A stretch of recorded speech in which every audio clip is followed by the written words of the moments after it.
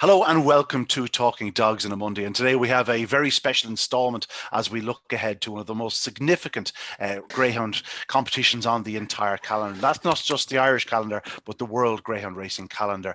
We are looking forward, of course, to the Con Annie Kirby Memorial at the wonderful Limerick Stadium. Today I'm luckily enough joined by John Cregan, the chairperson of Limerick GAA. I'm also joined with Tom Fitzgerald, the chairman of the advisory committee of Limerick Greyhound Stadium. And of course, our own CEO, Ger Dollard of 𝘁𝗶𝗆 will be joining us also indeed. Gentlemen, you're very welcome. Thanks for joining me here this morning as we look ahead to what is a tremendous competition. Ger, if you don't mind, I'll start with you because obviously greyhound racing, like every other industry at the moment, is facing a tough time, but we're getting through it. And thankfully, the greyhounds themselves are actually playing a big part.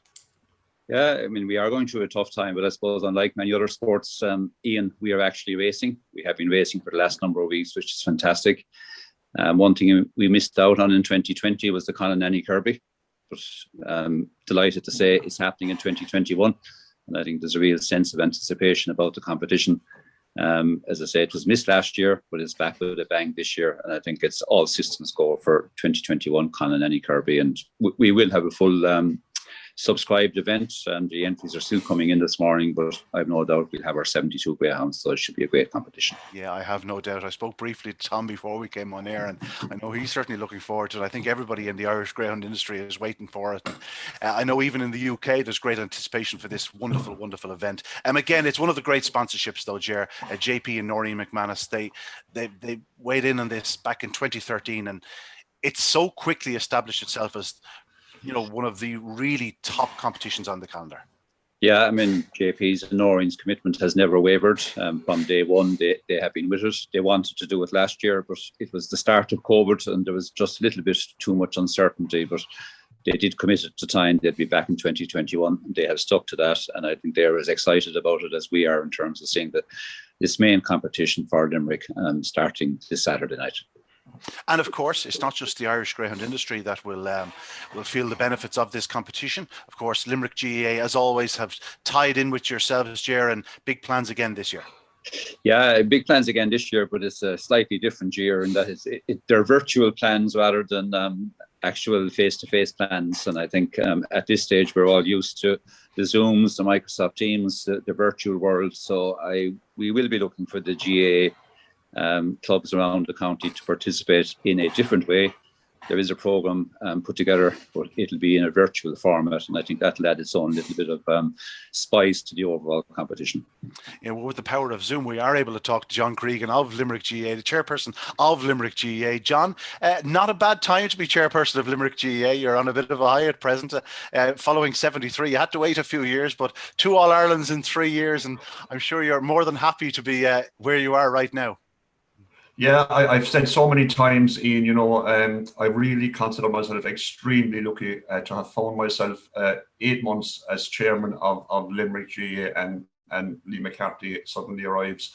And, you know, I really think of all those great people who went before me and didn't get the opportunities that I got. So, look, I'm pinching myself, I must say. It's a team effort, obviously, great people around me with me, both on and off the field. So I'm delighted, obviously, to have been there, I suppose, during this extremely successful period for Limerick.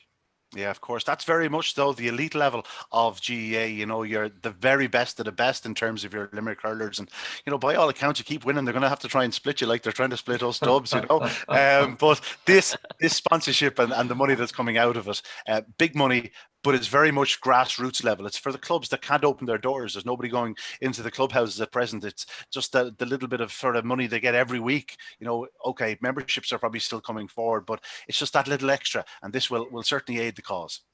Yeah, look, I think GA clubs always find it difficult to do enough fundraising, I suppose, to make ends meet. And this is a huge bonus. Obviously, we're thrilled in Limerick GA to see the event back on track this year. And it creates a great buzz within our GAA clubs. It brings out that competitive streak again. I think, you're in a competition, albeit off the field, but you're in a competition. And by our nature, when we're in a competition, we want to win. So, a huge effort is made by GAA clubs. There's a great buzz. And, heretofore, I suppose, clubs and their members look forward so much to attending on the night that their entry was running. That won't be the case this year. But again, I think the virtual aspect of it is a further challenge, and GAA clubs and club officers and members have got used to dealing with situations virtually over the last 12 months. And albeit a little bit of a challenge for some, I think it will work well, and I suppose create an extra bit of spice to the whole event. And I want to acknowledge the huge contribution of JP and Norman McManus to Limerick GAA. They have been our main sponsors for inter-county teams for a number of years.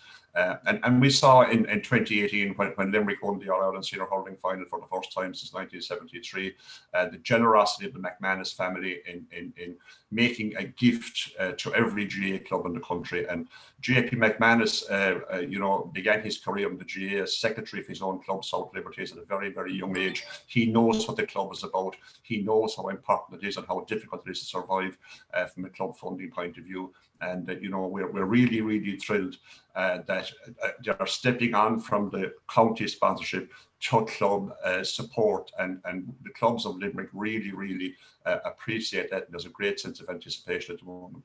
Yeah, of course. JP's never made a secret of his, desire to get behind Limerick GAA, and of course, 73 was a very special year for him in terms of, I think he also backed him to win a few quid that year. But since then, so many of his great stars have been named after players from that 73 team. It looks like he's gonna have to buy a few more horses in the coming years, because there's some real stars coming through at present. Yeah, and there's a very good story told, Ian, that JP got in the window of the dressing room in Croke Park in 1973 with a little bit of help from Eamon Grimes and a couple of his buddies in South Liberties. In 2018, we were so thrilled that he walked in the door of the dressing room, obviously, and we could see there and then, and the players could see what it really meant to him, what the GAA means to him. And as John has said, of course, fantastic supporters of the horse racing industry, of the dog racing industry, and that support, I think, should be acknowledged at all times, because they're fantastic people who give so generously, who love their sport. Noreen in particular, obviously, loves the greyhound racing, has a great connection with that, and is honouring her mum and dad by keeping their names out there through this race, the richest race in the world, I suppose, and it's fantastic that they're doing that. Yeah, certainly indeed. We must recognise that we are remembering two very special people, and people that very much had greyhound sport at their heart, Con and Annie Kirby. Of course, Tom, you are a Clare man. And for the last while, you're chairman of the advisory committee of Limerick Stadium. A very exciting time, always, every year. You have the Kirby and you have the Ledger. And it just so happens that the Kirby's the next one we're looking forward to. And we spoke off air.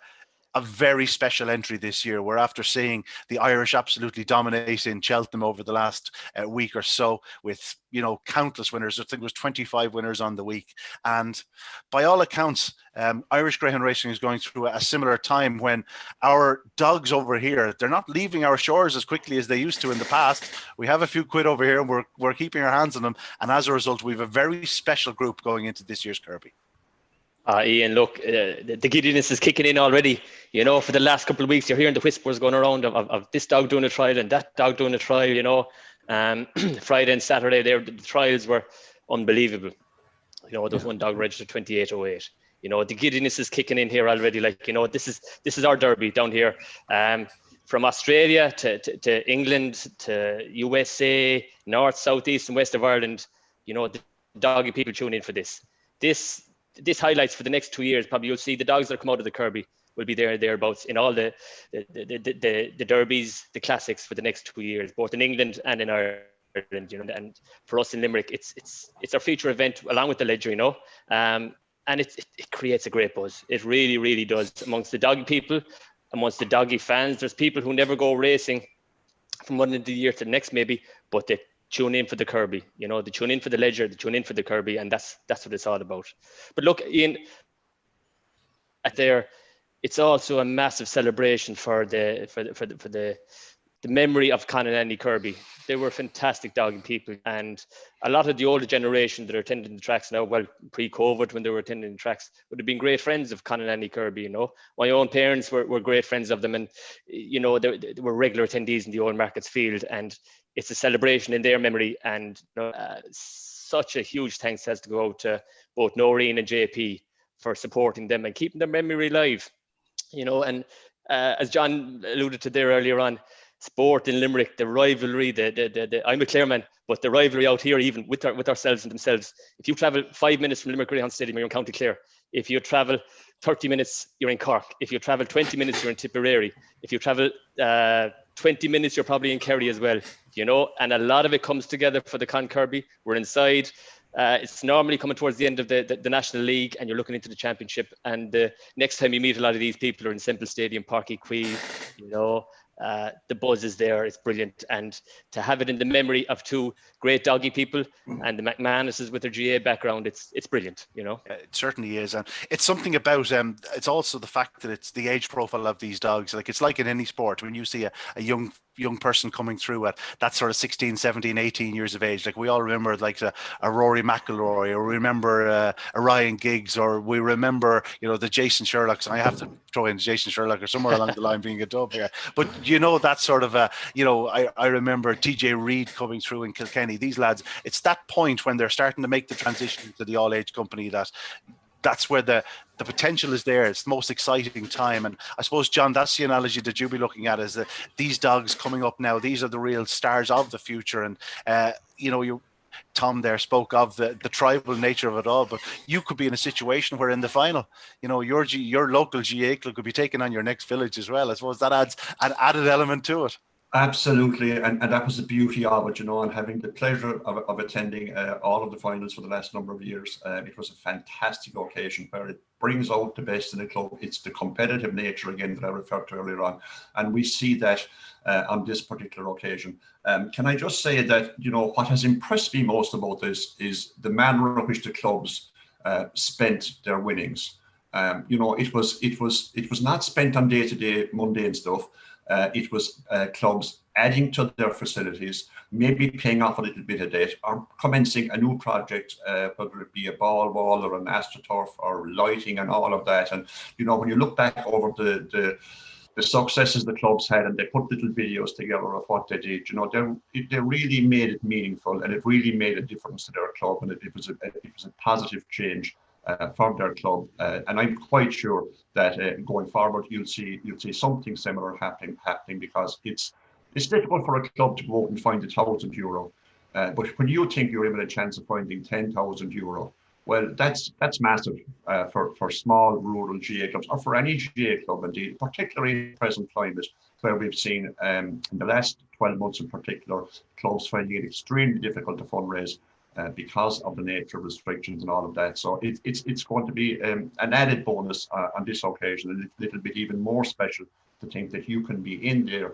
with a chance, you know, and then when the draw happens and one club thinks they have the favourite, and then they go to the track on the Saturday night and all of a sudden they're gone, and then some other club pops up who didn't think they had any chance. So, and you know, it's wonderful that way, the buzz and the anticipation, it's all good.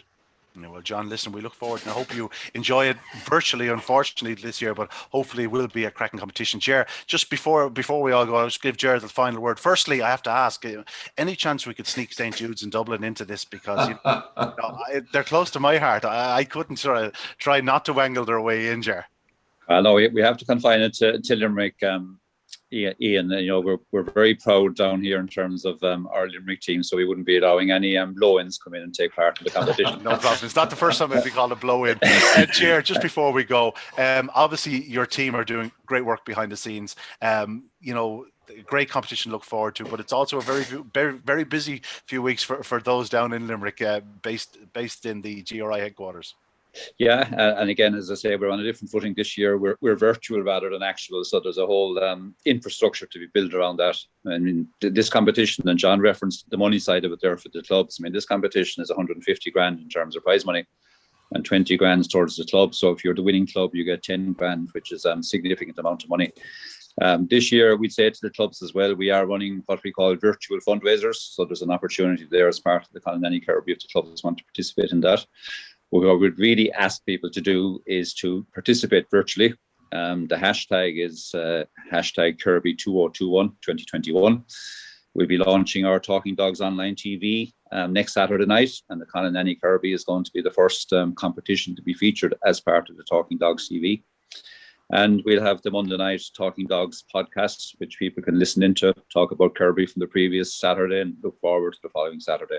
And of course, all the online news will be on the Talking Dogs website as well. So it's a virtual world this year, but it's not going to change the excitement. The dogs will still be running in actual manner at the track, but it will be a very exciting competition. So I'd encourage everybody to take part in it and to enjoy it. Yeah, here. By the time this Kirby's finished, I'd be sick of me, because I'll be talking dogs on a Monday. Every week we're doing the Kirby. I'll be certainly for the first week or two. I'll be doing the 𝘁𝗶𝗺𝗶 or Talking Dogs TV live from Shelbourne Park, and we'll be taking in the Kirby, of course. So, lads, listen, enjoy the few weeks. Hopefully it's a very successful Kirby. I have no doubt it will be. It's of course the 8th running. We did miss last year, but I can promise you that we'll be making up for that with this year's winner, because it's a very, very, very special group. I'm not going to put you on the spot and ask you to pick out the winner. I don't even know the full entry yet. Okay, but don't expect me now to leave you alone for the next few weeks. We might talk to you again and try and get your picks. But gentlemen, thanks for joining me this morning, and look forward to a great Con Annie Kirby Memorial. Thanks very much, Ian. Take care. Good luck. All the best. Bye-bye. Yeah, it was good to catch up with the lads there as we look ahead to the 2021 Con Annie Kirby Memorial. Of course, it all kicked off in 2013, and by the end of this year's competition, we will have handed out almost €1.5 million in prize money to the various owners, trainers, breeders, and of course, the GAA clubs. A tremendous amount of money, and hopefully, well, if you are watching, you will get a share of the prize this year. Of course, the opening year, 2013, saw 𝘁𝗁𝗿𝗆 emerge a very comfortable winner. A dog with immense pace and power, 𝘁𝗶𝗿𝗆 for Haley and Mark Keatley. This fellow forced his way to the front of the opening corner and went on to score in fine style. And the hare on its way for this final, and in 1 is 𝘁𝗁𝗿𝗆, 2 Melody's Gamble, 3 Kisses for Clodagh, 4 is Oran Maestro, 5 𝘁𝗶𝗿𝗆 Banner, and in 6 Royal Diva. And away they go, and it's a very level start, and it's number 4, that's Oran Maestro, is putting up a big run with 1 𝘁𝗁𝗿𝗆 into the bend, 𝘁𝗁𝗿𝗆 in the inside, and 𝘁𝗁 leads into the back from Oran Maestro. 𝘁𝗶𝗿𝗆 Banner is a close third ahead of Kisses for Clodagh. Down the back, and 𝘁𝗁𝗿𝗆 leading. Oran Maestro is challenging now in second, closing the gap. Still a length and a half in it around the third bend, but it's 𝘁𝗁𝗿𝗆 in front. Oran Maestro second, coming off the final bend, and 𝘁𝗁𝗿𝗆 has the call. 𝘁𝗁𝗿𝗆 wins it. Second is 4 Oran Maestro, and third number 5 𝘁𝗶𝗿𝗆 Banner in a time of 28:35. 𝘁𝗁𝗿𝗆, a tremendous winner in 2013, and the competition highlighted the quality that would come from the event in the coming months and years. Of course, the Derby winning Slippery Robert also took part in 2013. Didn't get too far in the competition, but he was the first of 4 Derby winners in the next 4 years to emerge in the competition. Also in the 2013 competition were 𝘁𝗶𝗿 and Melody's Diamond, and both went on to throw Derby champions in the form of Good News and 𝘁𝗁𝗍𝗆. On to 2014, and there was a very special winner in the form of Boyle Sports Hero, a dog that lit up the track scene for those few months in the early part of the year, winning the Produce Stakes, the Kirby, and of course running so well in the Dundalk International. He was a special greyhound for John Boyle. Let's take a look at his victory in the decider. In 1, it's Penny's Deanridge, 2, Ivy Hill Prince, 3, Croker's Champ, 4, Van's Viking, 5, Green Prince, and the favourite number 6, Boyle Sports Hero. And they're racing. Number 3 gets away prominently. That's Croker's Champion into the opening bend, followed by 4 and 6. And it's 6 on the outside. Boyle Sports Hero avoids a spot of bother alongside Croker's Champ down the back straight. And Boyle Sports Hero now hits the front from 3. Croker's Champ. 4 is third. That's Van's Viking as they go through the bottom couple of turns. And Boyle Sports Hero is out in front by 3 to 4 to possibly 5 lengths. And off that bend, Boyle Sports Hero is going to win the Puppy Stake final at Limerick, followed home by 3 Croker's Champ, and 4 is third Van's Viking. Yes, Boyle Sports Hero really was a brilliant winner of the 2014 Kirby Memorial for John Boyle. And of course, the Newry maestro, Brendan Matthews. And he was back a year later with the brilliant 𝗁𝗶𝗆. In behind them in the final was rural Hawaii, who, well, little over a year later, would go on to capture the Derby. Of course, 𝗁𝗶𝗆 himself also reached the Derby final. A real powerhouse with massive pace from the second bend, where he was always going to take some stopping when turning as close as he did. Let's take a look back on his final. Now the hare on its way for the final of the Kirby Memorial Puppy Stake. In 1 we have Country Legend, 2 Beaming Boost, number 3 then is 𝗁𝗶𝗆𝗁, in 4 𝗁𝗶𝗆, 5 is 𝘁𝗶𝗆𝗆, and on the outside in 6 the favourite rural Hawaii. So hare now behind traps.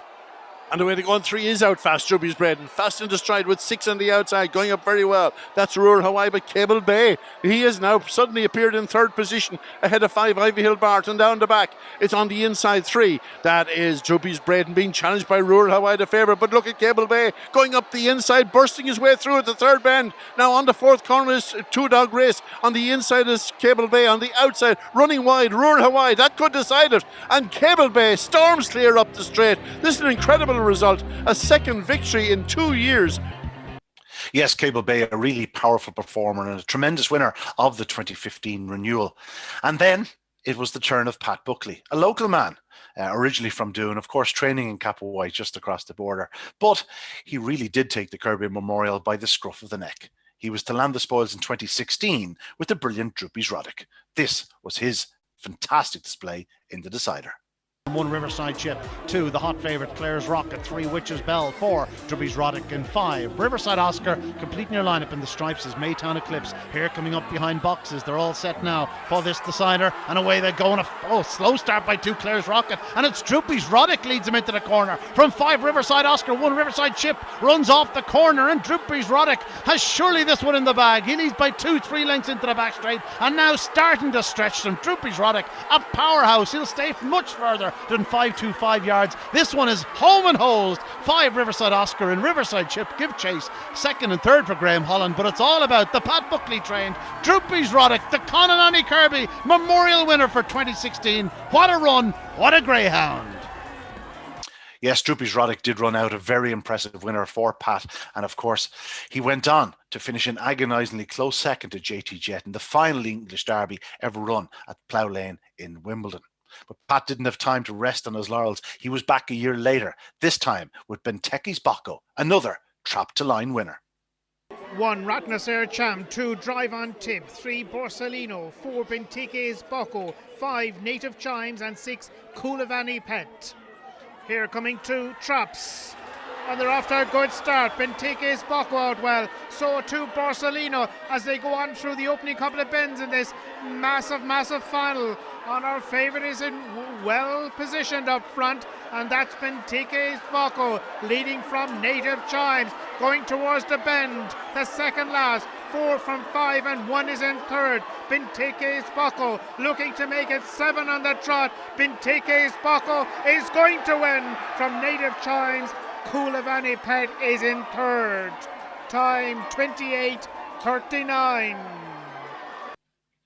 Early speed really was the key to success for 𝗁𝗁𝗁𝗁𝗁𝗁, and while he didn't go on to scale the heights of some of those before him, he was a very worthy winner on the night. And of course, Pat Buckley was to claim a 3rd victory in a row in the 2018 Kirby Memorial. On this occasion, it was 𝗁𝗶𝗆𝗁𝗁 making the most of an ideal draw out in the stripes.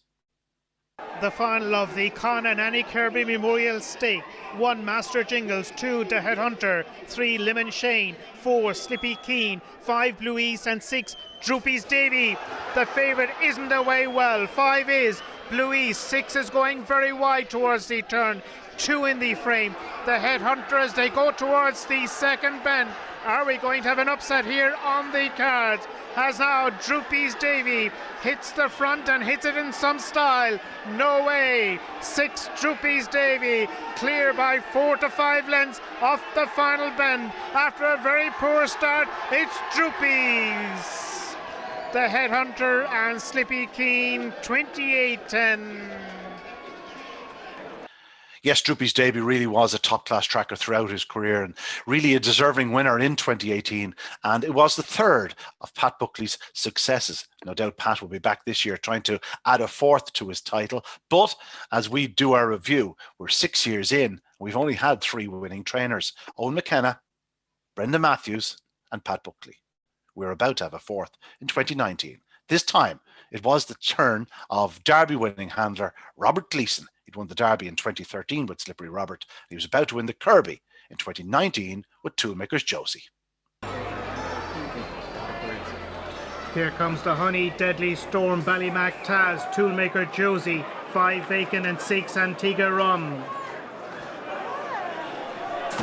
Put away in the Kirby, what a level break we have. 𝘁𝗶𝗵𝗄𝗃 looking for a run, so too Deadly Storm. It's 2 with a marginal advantage. That's Deadly Storm now 4. 𝘁𝗶𝗵𝗄𝗃 putting in a tremendous run. Leads going towards the third bend. Here comes the Honeys in second. We're looking for an upset here maybe. 𝘁𝗶𝗵𝗄𝗃 by 3 lengths. Here comes the Honeys in second. Antigua Rum is in third and 𝘁𝗵𝗄𝗃 is fourth. Heading towards the line. It'll be 4. A big surprise. 𝘁𝗶𝗵𝗄𝗃 for Robert Gleeson and William Hislop have won the Con Annie Kirby Memorial Stake Final of 2019, and with it, huge success for 𝘁𝗶𝗵𝗄𝗃.